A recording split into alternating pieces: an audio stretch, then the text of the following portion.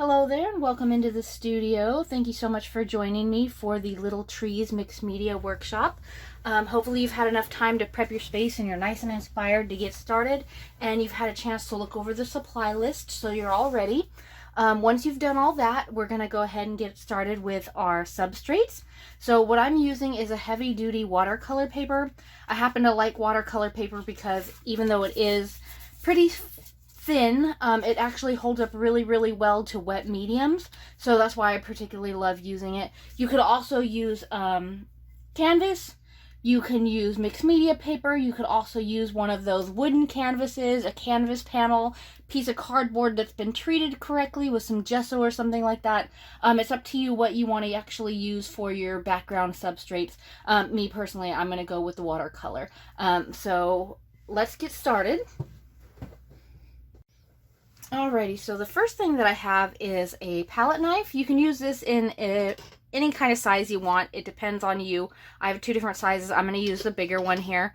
It just depends on what kind of size you're using for your substrates and also what you're more comfortable with. So you can kind of play with these a little bit and see which one you like a little bit better. And then I have a light molding paste. I happen to love this stuff just because it's got a really cool texture to it. It's kind of like got a grainy, sandy texture when it's dry. That's why I love using this. You could also use a modeling paste. You could use some stucco stuff from like a hardware store. It's entirely up to you what you actually want to use on here. You just want a lot of texture. Alright, so what we're doing with this is we're just going to get a little bit on here. It doesn't even have to be a whole bunch because you don't really want a ton of it. And what you're going to do is you're going to go onto your surface and you're kind of going to just drag it down. And you want to create a kind of horizon line. So you can decide where you actually want it. Halfway, you could do it a little above, a little below. Me personally, I like doing it a little above or a little below the halfway mark because the halfway mark just looks very halfway. I mean, you could tell it doesn't really give your picture any kind of nice definition. It's just halfway mark, so it kind of looks, you know, off to me. I like how it looks better when you do a third of it instead of right halfway in the middle. So you're just going to go ahead and go through here and pull this down and create some texture in here.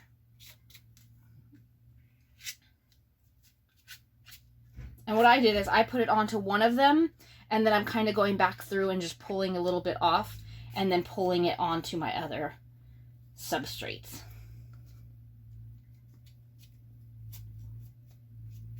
And the reason that you don't want to get too much is because if you get too much, then it won't really do the texturing that you want. Like, see how it's got a lot of pull and grain and texture in there? You want it to do that. If you get a whole bunch, you're just going to cover it and it's just going to be one big swoosh of it. You're not going to get that really cool texture that you want.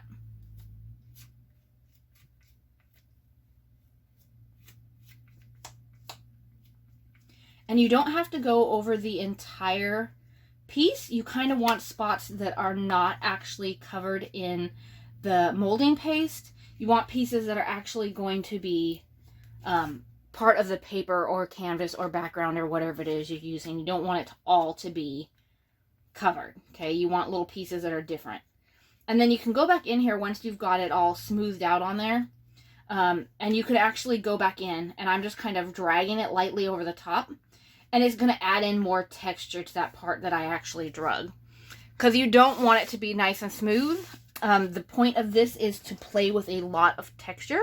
So you want texturing on there. You want it to be really textured. So that's kind of why I'm going back and forth and adding in more texture to mine. And you don't have to make this super precise. You can kind of do it in either direction, upwards, downwards, it doesn't really matter. And it's cool if sometimes you can get it a little bit thicker in some spots and a little bit thinner in others. It gives you some really cool texturing so that it doesn't feel like this is all one depth across here. Some of it can be really thick up towards the top, really thick down towards the bottom. It's entirely up to you where you want to put it, but it is kind of cool if you can go back in there and get two different you know, thicknesses across your canvas. It gives it a little bit more depth and dimension.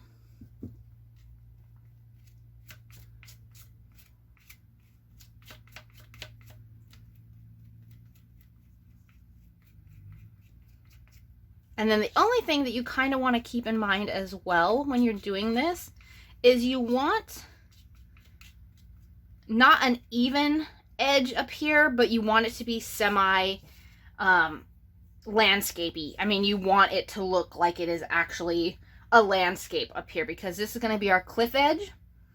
We don't want it to be super, super flat, but we also don't want it to be like huge mountains, unless that's kind of what you're going for.